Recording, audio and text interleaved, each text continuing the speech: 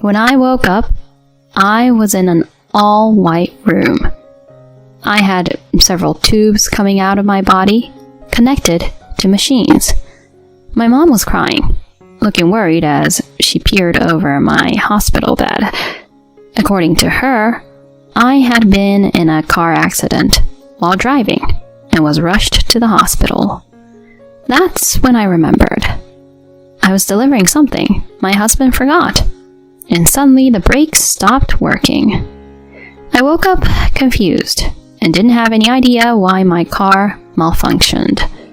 Just then, I got a message from my husband, Leroy, on my phone. I was shocked by the message's content.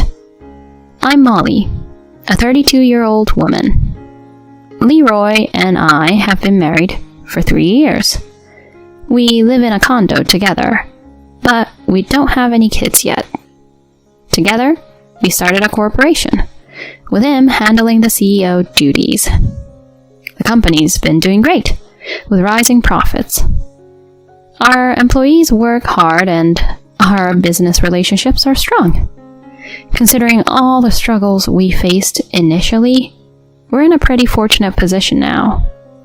However, our marriage hasn't been going well, contrary to the company's success. Lately, Leroy and I have hardly been talking.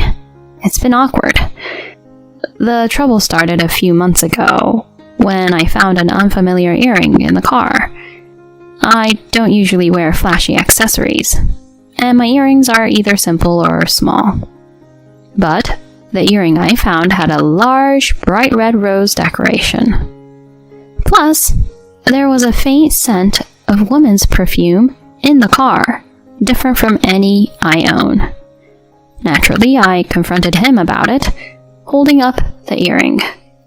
Hey, I found this earring in the car. Whose is it? Plus, there was this perfume smell I don't recognize. He seemed caught off guard for a moment, then started making excuses. Earring? Oh, I don't remember. Oh, maybe it's from a coworker I drove recently. My bad. I'll make sure to return it. The perfume must be hers too. Don't get the wrong idea, okay? He quickly took the earring from me, and saying he had work left, retreated to his room. His evasive eyes made it clear he was lying. I was sure he was cheating. Since then, our relationship has deteriorated. I just couldn't trust him anymore. He tried to win me over with gifts and flowers, but his insincerity only made me trust him less. I thought if he has someone else, we could just separate. It's okay if his heart lies elsewhere. Living in a tense marriage isn't good for either of us. But whenever I tried discussing divorce, he would find excuses to avoid it. I have work. Or, I'm too tired now. Let's talk later. He'd say, then lock himself in his room. His reluctance wasn't due to lingering affection for me. He feared losing control of the company. We cooperated in work, but at home we barely spoke or saw each other. His refusal to face our issues only cooled my feelings further. To be honest, I was tired of our life together. I considered discussing it with our parents, but I didn't want to make a big deal out of it. Instead, I decided to call my friend Nicole for advice. Nicole, are you free this weekend? Wanna grab some coffee? I have something I need to talk about. That's rare for you to ask for advice. Sure, I'm free. Nicole, my glamorous and outgoing college friend, was the opposite of me in many ways. She had a wide social circle, including various romantic interests. She knew Leroy since she attended our wedding. I hoped she might have some good advice for me, or at least let me vent. We met at a stylish cafe. I told her everything. My suspicions of Leroy's infidelity, his attempt to placate me, and his avoidance of divorce talks. She listened quietly, but then she said something unbelievable. Leroy's kind and handsome. There might be women who don't mind that he's married. But even if he's cheating, maybe it's unavoidable? You haven't been valuing him enough, Molly. I couldn't understand why she'd say that. I was the victim, so why was I being blamed? Stunned, I asked her, "Are you saying it's my fault?" Not exactly, but you're strong-willed and quick to blame. You always insisted on splitting household chores, right? Maybe he got tired of that strictness. I don't always talk about gender equality. I just reminded him that household chores aren't only a woman's job. It's an outdated mindset to think only women should do housework. I don't see it that way. If the husband works hard, supporting him is the wife's role. Constant nagging would wear any man down. No matter what I said, she seemed to side with Leroy.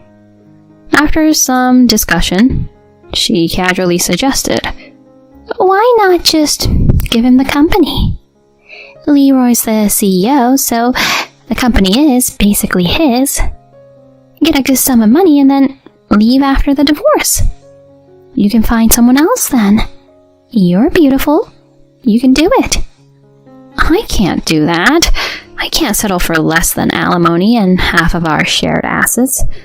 Plus, there's the future of the company. Talking to her only increased my frustration. I felt betrayed by my best friend. Was she always this off base? Suggesting I just hand the company over to Leroy? I went home without any resolution. And a few days later, the accident happened. Leroy didn't come home until late that night. Around 10 p.m., he called. I'm really sorry, but I forgot something at the office. Can you bring it to me? I was supposed to send some documents to a new client, but I brought the wrong ones. I rushed out with my car keys. Despite our strained relationship, this was urgent for the company. Like I said before, I don't mix personal feelings with work. The quickest way to the office was over the mountains, so I sped up. Then I realized something was wrong. The brakes weren't working. Panicking, I kept pressing the brakes, but it was useless. The car sped up uncontrollably. I missed a turn and crashed through the guardrail, plummeting off the cliff. That's when I lost consciousness. When I woke up, I was in an all-white room connected to machines with several tubes. Is this a hospital? I turned at a movement and saw my mom looking at me worriedly. When our eyes met, she burst into tears. "You're awake, thank goodness. A passing car called an ambulance. They contacted me using the phone number on your note." She told me I was unconscious and limp when brought to the hospital, and she was devastated. "When Leroy called, I was so shocked I blurted out that you weren't breathing." That triggered my memory of rushing to Leroy and crashing. I had a mild concussion from the accident, but fortunately no injuries. The cliff wasn't high.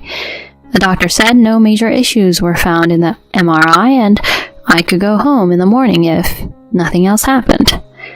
It was already late at night.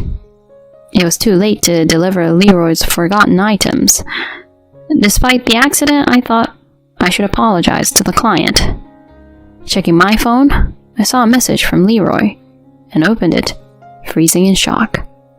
I've tampered with the car. That'll be the end of Molly.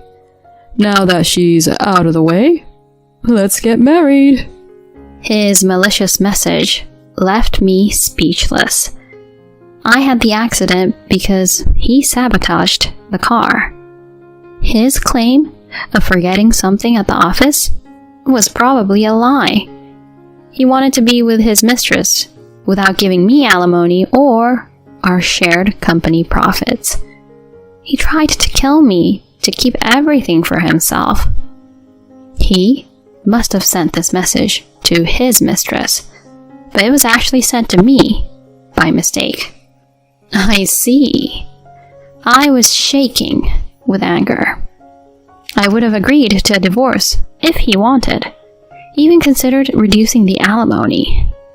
But he chose the worst way to betray me. I couldn't forgive him. I was determined to bring him down. I discussed the plan with my mom. The next day, I waited at home, fully prepared to confront Leroy. He returned around noon, not alone, but with a woman's voice accompanying him. Hearing the woman's voice, I was stunned. It sounded familiar. I never thought it would work out so well. With Molly gone, all the assets are mine. I'll spoil you with luxuries, Nicole. I'm so happy. I never imagined I could be with you. Sorry, Molly, but I'm a better match for you. She'll forgive us in heaven. To my shock, his mistress was Nicole, my best friend. They had betrayed me together. I understood her behavior during our coffee talk. She was covering up her affair with him. Their conversation continued. Tonight's the wake, and tomorrow's the funeral. We have to pretend to cry. If our relationship gets out, everything's ruined. I know, and we can't remarry immediately. It would look suspicious. We'll play the grieving husband and friend, gradually drawn to each other. It's like a drama. So exciting. They chatted cheerfully, unaware I was listening. When they entered the living room, I greeted them with a smile. Welcome home. You two seem happy. When they saw me, they screamed in horror, as if they had seen a ghost. Leroy stumbled backwards and fell, and Nicole collapsed, her legs giving way. In disbelief, my husband stammered. How are you still alive? Actually, I had asked my mother to tell him that I had died. That's why he felt safe bringing his mistress, Nicole, back home. I looked at them with a cold gaze. I never would have guessed Nicole was the other woman. To think I was betrayed by both my husband and my best friend. That was totally unexpected. How long has this been going on? They seemed to come back to their senses at my question. Despite everything, he denied the affair. No, it's a misunderstanding. I heard you died and I just invited Nicole over to console her. There's nothing guilty about it. She quickly joined in his defense. That's right. I was so sad when I heard you had passed away. He was just comforting me while I cried. The idea of me going after my best friend's husband is ridiculous. Both of them had quite the nerve. They probably never imagined I had heard their conversation before entering the living room.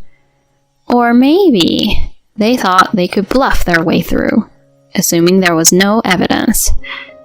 I confronted them with the incriminating phone message he had sent. He muttered, Oh man, I sent it to the wrong person. She glared at him in disbelief. Upon forcing them to talk, it turned out their relationship started right after I introduced him to Nicole. I told them firmly, I'll ask the police to investigate the car. You should be prepared because what you two did is a serious crime. He then begged for mercy, Please, anything but that. Please, don't call the police. If you report this, I won't be able to live a normal life anymore. I'll break up with her, and I swear I'll never do anything to harm you again. Do you hear yourself? How can I forgive you? I can't trust you anymore. We're getting a divorce, and I will demand alimony from both of you. She then lunged at me in a fit of rage. Then I'll just have to finish you off right here. If you're gone, I can be the president's wife. At that moment, a loud voice shouted, Stop! That's enough! My parents and relatives emerged from the back room and restrained Nicole. Leroy's in-laws surrounded him, showering him with insults. I had anticipated they might try to harm me, so I had called our families to the house. One of my relatives had recorded the entire conversation and had already called the police. Hearing that the police had been called, Nicole's face grew even paler. She began crying and begging me for help. I can't be arrested. Please, Molly, forgive me. I only had an affair with Leroy for a bit of excitement. It wasn't serious. Please, let's forget the police. We're best friends, aren't we? I reached my limit with her selfish remarks. F you! Who do you think wrecked your best friend's home? To say something like that now? Have you no shame? But, I mean... Enough! I don't want to hear any more from a criminal. I'm cutting ties with you, and I will never forgive either of you. Stay away from me. Forever! Leroy and Nicole were then taken away by the police, crying. Later, they were found guilty of attempting to take my life. Their motive was to avoid property division and to monopolize the company's profits. They have become criminals out of greed, and I had no sympathy for them. Afterward, I hired a lawyer and finalized my divorce from Leroy. The alimony for the affair was paid by both Nicole and Leroy's families. They were to repay it after they were released from prison, even if it meant working to do so. Eventually, I took over as the president of the company. The employees did not pry into my personal life and simply offered their sympathy. Later, I returned to a carefree single life. From now on, I plan to focus on my work as president and live my life positively.